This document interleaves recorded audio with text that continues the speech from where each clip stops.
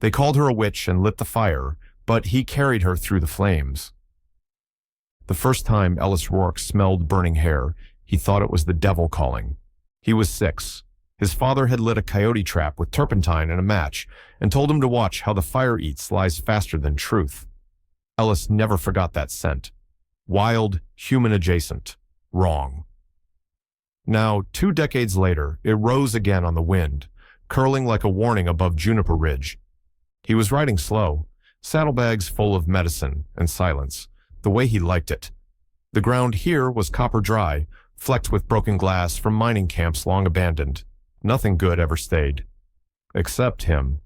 The town called him Doc, even if the ink on his papers had faded and most folks only trusted bullets or prayers.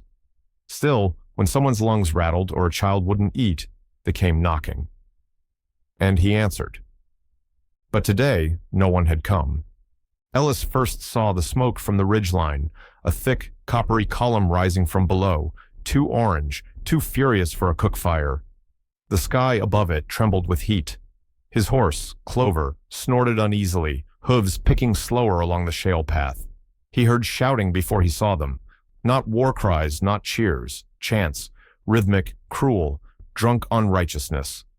He dismounted before the clearing and walked the last stretch. When he pushed through the last hedge of bitterbrush, he froze. They had tied her to a post of split timber, roped arms outstretched like she'd been pinned to a memory. Her dress was torn, not with violence, but carelessness, like they wanted her shame more than her pain. Wood piled at her feet, oil glistened on the edges, one torch already smoldered nearby. A circle had formed, men, women, even a child or two, faces twisted with that special kind of fear that wears the mask of justice. "Witch!" someone shouted. "Burn her!" She cursed the Haverly boy. Ellis's eyes locked on hers. She stood tall, even as ash curled around her. Her hair was a black tangle of dirt and defiance. Her eyes, wide, dark, unblinking, found his. No tears, no begging. Just the unbearable quiet of a person already burning before the match ever touched the wood. A boy stepped forward with the torch. 13, maybe, wearing his father's hatred like it was hand-me-down armor. Ellis moved without thinking. One moment he was behind the brush. The next he was in the circle, shoving the boy aside, grabbing the torch and hurling it into the dust. Gasps erupted and the mob surged, but Ellis raised his voice, sharp, deep, unshakable. "Back off." "Doc, she's cursed." "She's sick, not damned," he growled. "And you're a damned fool if you think murder will cure your grief. She made my crops die. She touched my son. She walks with ravens." Ellis turned slowly, eyes like flint on each of them. "So did the Christ you claim to follow." Silence. Only the crackle of dying oil on the post. He stepped to her, pulling the rope loose from her left wrist, then the right. Her arms fell like broken wings. She didn't move, didn't collapse. She just stood, like a tree that survived lightning. Then she spoke. "I didn't ask you to save me." Her voice was dry, but deliberate. "I didn't ask for permission," Ellis replied. And then, with the crowd watching and the fire still licking at the edge of the circle, he lifted her into his arms, light as regret, and walked straight through the ring of stunned faces, through their judgment and their cowardice, and out into the waiting wild. Behind them, the fire caught. But it wasn't wood that burned. It was everything they'd built their hate on.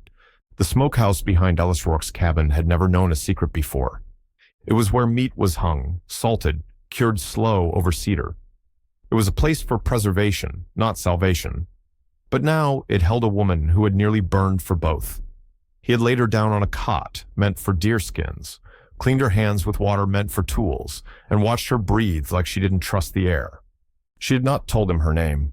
Ellis had seen wounds before, gut shots, rattlesnake bites, the sun's kiss when it turns to cruelty, but nothing like this. No blood, no fever, no bruises, not yet. Just the thin trembling of someone who'd braced for death and found survival harder to swallow. The cabin was a mile off from town, tucked into a ravine that twisted like a scar.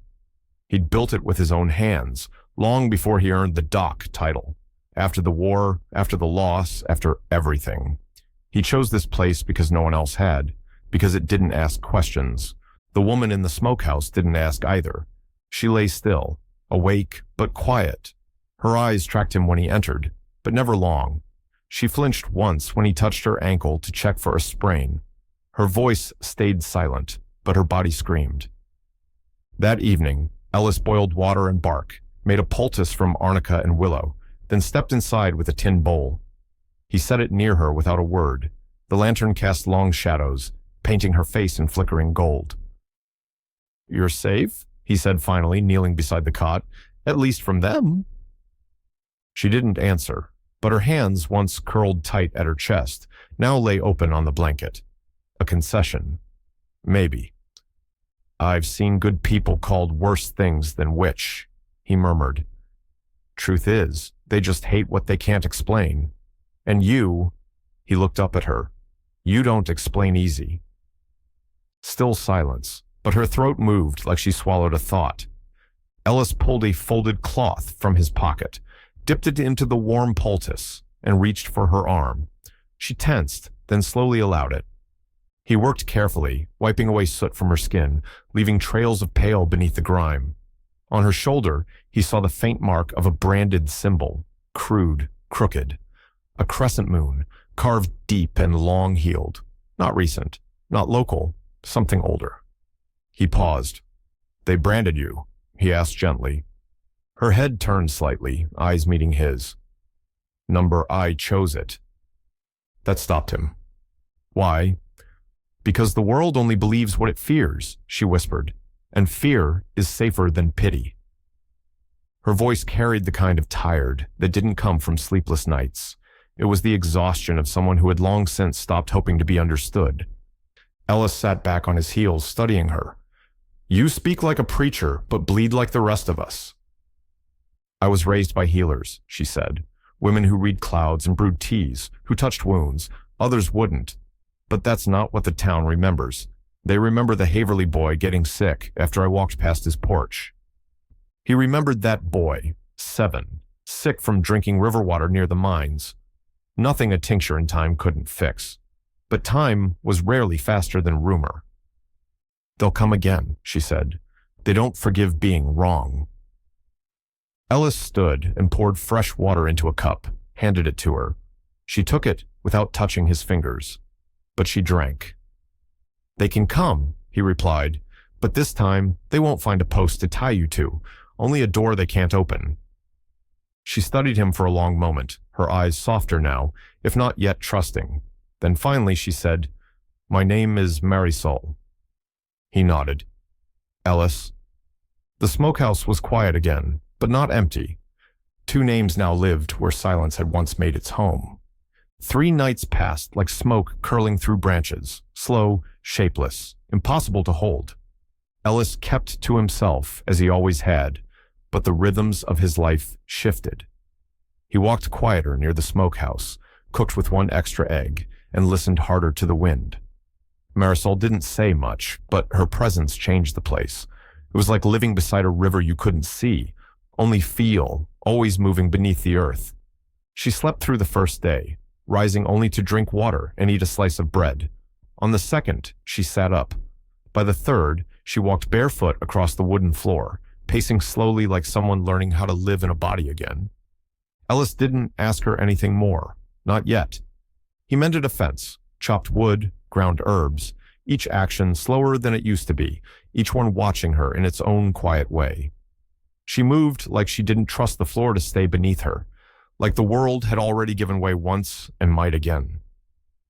At dusk, he found her standing just beyond the clearing, by the line where the trees thickened and the path disappeared. She was holding something, a length of cord with small stones knotted into it. The stones were all black, except one, a single pale blue bead in the center. "What is it?" he asked. "A counting cord," she said, "for prayers."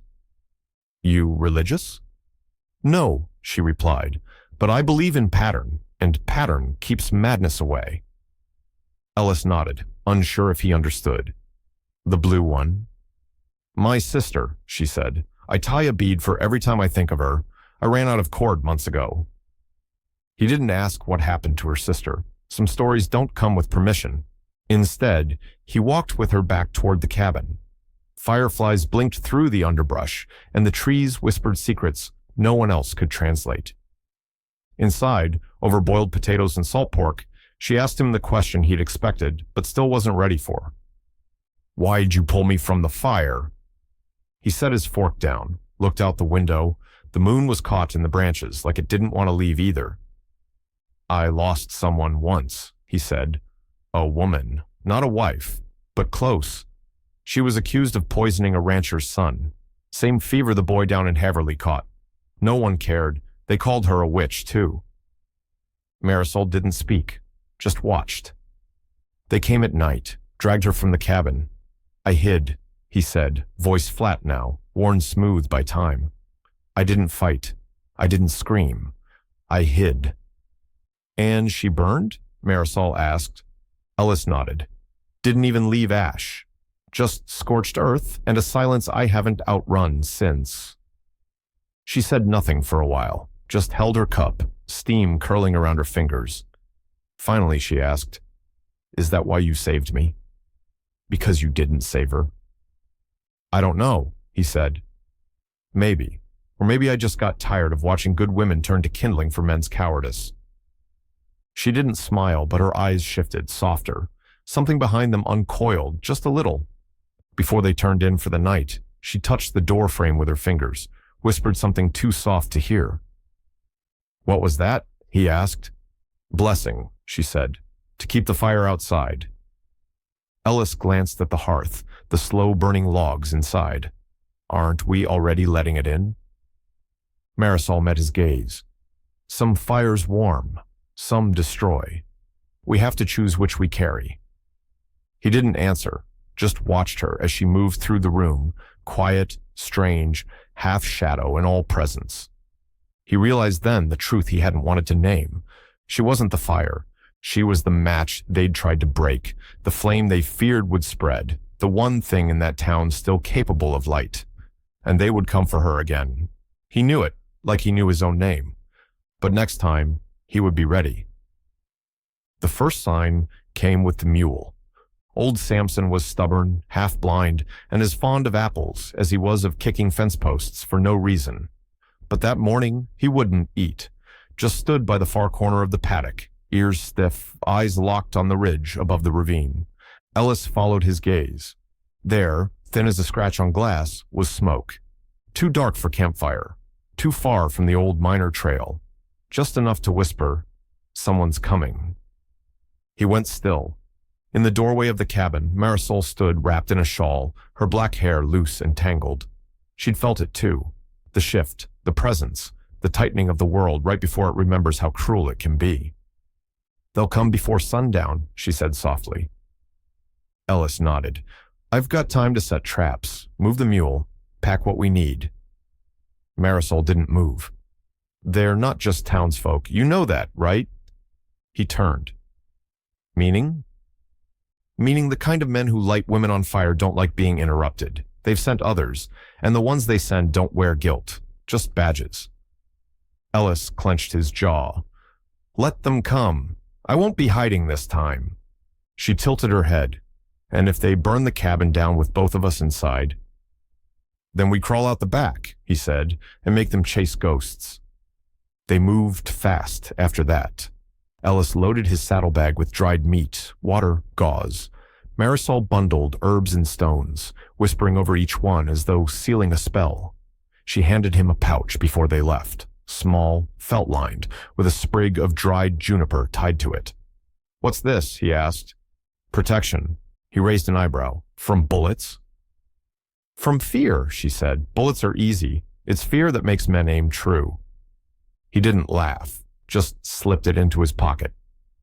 By late afternoon, they'd crossed the stream bed behind the cabin and found the old charcoal trail, the remnants of a long-dead coal line that once fed the smelter town 2 valleys over. No one rode it anymore. No one even remembered it, except Ellis, who'd camped there once when the world still felt like something you could trust. They followed it until the sun hung low and gold over the hills. They camped in a hollow of rock and brush, where smoke couldn't rise too high, and the fire couldn't speak their names. That night, Marisol spoke first. "When I was 12, she said, they came for my mother, not the town, the church." Ellis watched her face in the firelight. "They called her a midwife, a seer. They came to her when they wanted sons or safe births. But when a baby died, they called it a curse." She rubbed her hands together slowly. "She didn't fight when they took her, just kissed my forehead and told me to listen to the wind." Ellis didn't ask what happened next. He didn't need to. "I ran," she said, "lived with a tinker who moved camp every week, learned how to vanish, learned how to lie without lying." Ellis poked the fire gently, sparks spiraling upward. "You still listen to the wind?" She nodded. "It's been angry lately." He looked up. The stars were coming out in scattered clusters like seeds tossed by some careless god. "You said they wear badges," he said. "You know who's coming." She was quiet a moment, then, "Marshal Reeves." Ellis flinched. The name landed like a crack of thunder. Reeves had once burned an entire homestead to smoke out a gang leader, killed a woman and 3 children, never blinked, never paused, said law was like fire. It clears what needs clearing. "You crossed him?" Ellis asked. "No," she said. "He crossed me." The fire between them snapped loud, sudden, but neither moved. They sat in silence, 2 fugitives from a world that had no use for mercy, waiting for a dawn they might not see. But Ellis didn't care. He'd already made his choice. If fire was coming, he'd meet it carrying her again, even if it burned them both. They heard him before they saw him. Not the gallop, not the men. The voice. Marshal Eli Reeves didn't shout. He didn't bark. He spoke like thunder murmuring across dry plains, low, slow, and final. "Ellis Rourke," he called from the ridge above. "I know you hear me." Ellis looked up from their shallow camp. Dawn hadn't yet broken through the scrub trees, but the light had changed, the kind that doesn't come from the sky, but from something pressing close, a reckoning on horseback. Marisol stood behind him, hands at her sides, face turned to the wind. "I know you're down there," Reeves continued, "and I know what you took."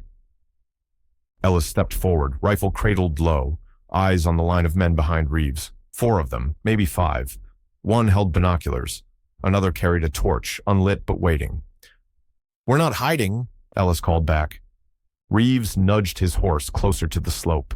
His coat flapped in the rising breeze, the U.S. Marshal badge catching sunlight like a knife's glint. "I figured that," he said. "Never took you for a coward." Ellis said nothing.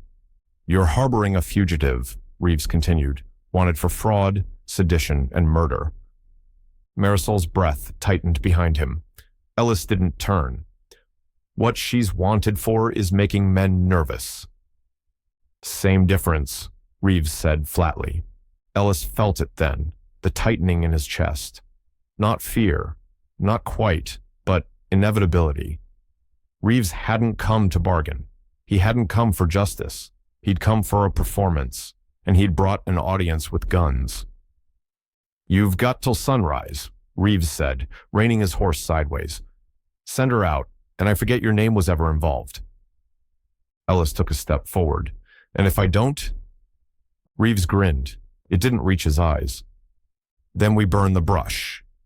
They rode off after that. No threats, no bluster, just that. Burn the brush. Ellis knew what that meant. Fireline tactics, circle the ridge, smoke them out, suffocate the air and force them forward into rifles. He turned to Marisol. "We've got maybe 3 hours." She looked calm, too calm. "Then we use it." They moved in silence. Ellis found the old ravine that had once been a miner's runoff, a path too narrow for horses, too twisted for flames. Marisol gathered what she called shadow roots and smeared their boots with it, masked the scent, masked the soul. "What if we don't make it through?" he asked as they knelt by the ravine's edge. "Then we make it mean something," she said. "But I don't plan on dying yet." He looked at her, truly looked, and for a heartbeat, the world paused. She wasn't just surviving, she was resisting. Every breath she drew was rebellion, every step a defiance of the flame they'd tried to smother her with. He kissed her. No words, just wind and fire and salt. And then they dropped into the ravine. Above them, the torch was lit. They heard it catch first. The sickening whoosh of dry brush, surrendering to flame. Then the shouting. Then the smoke. Ellis pulled Marisol close as they moved, crouched low, hearts hammering against bone. He thought about the cabin, about the cot, the shawl, the moment she said her name. Ash began to fall like snow. Marisol gripped his hand tighter, and together they ran, through the heat, through the lie, through the fire.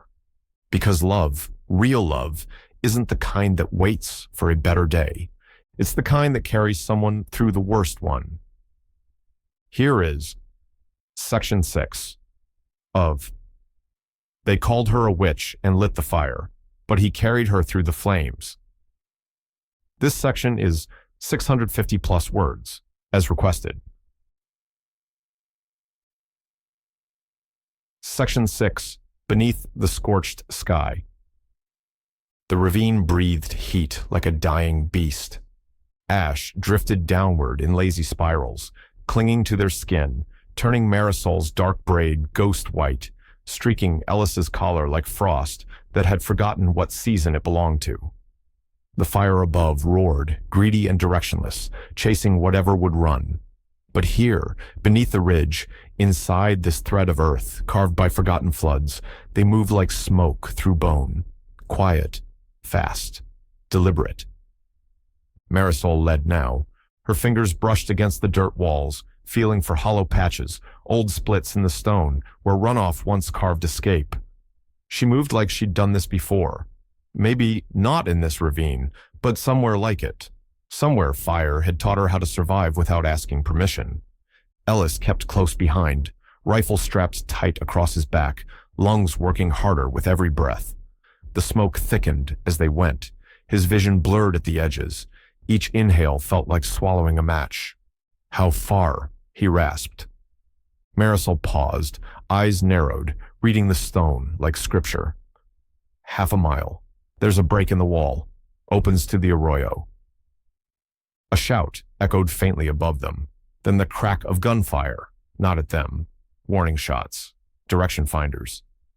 They know we're in the ravine, Ellis said. Marisol turned, sweat streaking her temples. Let them know. The fire moves faster than they do. A minute later, the world shifted. Heat blew downward like a wave. Somewhere above, a tree had caught. The old kind with oil in its bark. The ground shook with the collapse, and the ravine trembled underfoot. Ellis stumbled, coughing hard. He hit one knee. Marisol was beside him in a flash, one arm around his shoulder, dragging him forward. No stopping, she said. We stop. We die. He nodded, unable to speak. They moved again, hunched low, one step at a time. When the path narrowed to a slit between two jagged boulders, Ellis saw something strange, light flickering not from flame, but water, reflected light, a shimmer. We're close, he coughed. Marisol grinned through the soot. Told you. They squeezed through the stone teeth and emerged into the arroyo, a dry riverbed littered with coyote tracks and the bones of something long dead. The wind here blew freer, brushing away the worst of the smoke. They collapsed behind a sprawl of boulders, just long enough to breathe. Ellis leaned back against the cool stone, hand pressed to his ribs. His chest felt wrong, a creak with each breath. You hurt? She asked, scanning him. Just winded, he lied. She frowned, tugging the shirt aside. A bruise bloomed across his ribs like ink spilled in water. She pressed her fingers gently. He winced. Cracked, she murmured. 2 at least. Still breathing? Barely. They both looked back toward the slit in the rock. Smoke poured like a funeral veil. No one followed yet. Marisol reached into her pouch, pulled a folded cloth soaked in something herbal, and pressed it to his side. Stay still. Let me bind it. He watched her hands move, steady, sure, not witch-like, not magical, just skilled, human, strong. The way survival looks when it's wrapped in quiet determination. "You always this calm in firestorms," he muttered. She tied the knot snug. "Number, but you make it easier." Ellis blinked at her, surprised. She didn't look up, just smoothed the cloth against his skin, her touch gentle now. Then she said it. "When you pulled me from that post, I thought you were a fool. I thought, this man's going to die for a woman he doesn't even know." He nodded. That was fair. But now... She finally looked at him, eyes dark and clear. "Now I think I've never known a man so willing to live." Ellis stared at her, not like he was seeing something new, but something ancient that had finally stopped hiding. He reached for her hand, held it, not because he needed to, but because it was time. Above them, the fire raged on. Below, in the cradle of scorched earth and second chances, they waited for it to pass. Together, alive, and no longer running. Weeks later, in a valley no map dared to name, Ellis Rourke built a home of stone and cedar, walls thick, roof low, a garden where flames had never touched.